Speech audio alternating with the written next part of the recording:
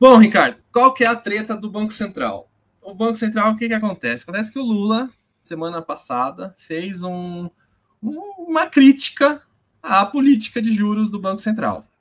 E ele fez uma crítica, ele falou que está muito alto os juros, que isso impede o crescimento do país, justamente porque a gente não está tendo uma inflação de demanda, não. O que está acontecendo é que está tendo uma inflação, que não é uma inflação de demanda, e isso os juros pouco importa. E aí esses juros altos só está sugando a possibilidade do Estado de investir mais na economia. E aí você cria uma dissonância entre as duas coisas. O governo está querendo fazer uma coisa, o Banco Central puxa a corda para fazer outra coisa, e aí não faz nenhuma das duas. Essa aqui é a grande questão. E o Lula foi lá e criticou a política que o Banco Central está aplicando de juros e falou que isso é errado. Só que isso causou na mídia um alvoroço gigantesco e tudo. Essa discussão do Banco Central Independente, ela é antiga e ela é um projeto do sistema neoliberal para impor a países da periferia do capitalismo para o controle monetário e financeiro e fiscal desses países. Se você pegar no governo do Fernando Henrique e do Lula, o Banco Central não era independente de maneira formal, mas sempre foi independente na sua atuação.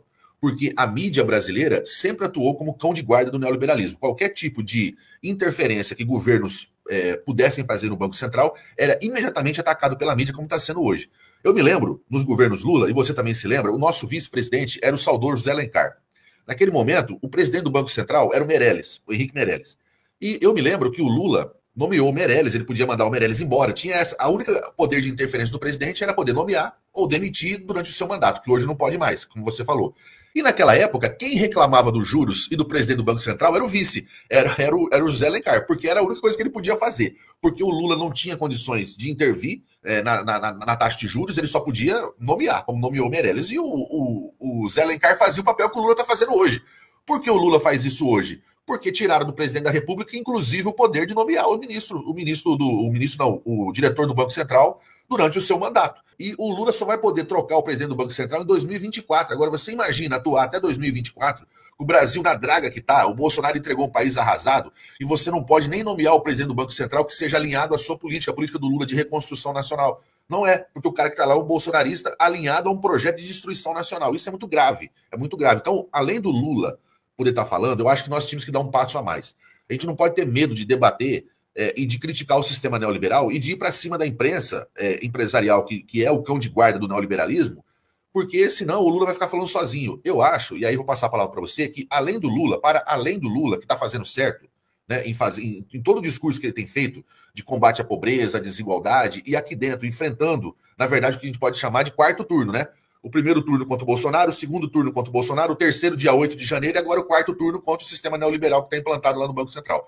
Eu acho que a esquerda brasileira, João, os movimentos sociais, têm que ir à rua para defender a autonomia do governo brasileiro, que é legitimado pelo voto, e implantar a política econômica que venceu nas urnas. É isso aí, cara. A gente está falando de um órgão estatal, né, o Banco Central, que está com a política do governo anterior, no governo atual. E isso cria sempre uma bomba relógio para qualquer governo. Quando trocar, o Lula indica alguém. Uma outra coisa, em 2024, quando o Lula indicar, eu quero ver esse pessoal do mercado e tal, vai ficar defendendo a autonomia do Banco Central, vai falar com todos. E isso a gente vai ver daqui para depois, né? Porque hoje toda a mídia hegemônica ela é neoliberal. A política do Bolsonaro era neoliberal, então para eles está tudo certo. É quando tiver a do Lula.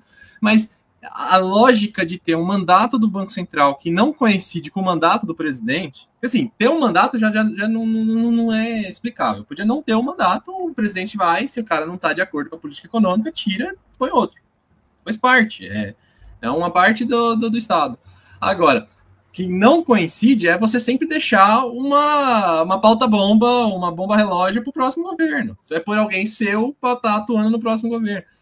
E para o dinheiro poder rolar da periferia do sistema para os Estados Unidos, por conta da grande dívida que eles têm lá, eles impõem a gente a agenda deles. Uma delas, a independência do Banco Central, para que o nosso dinheiro suado, que é gerado aqui pelo povo brasileiro, possa ser destinado ao centro do capitalismo. Ou seja, é um sistema injusto, absurdo, e que países que têm uma autonomia e que prezam pela sua independência não podem aceitar. Pergunta a você, a China tem Banco Central independente?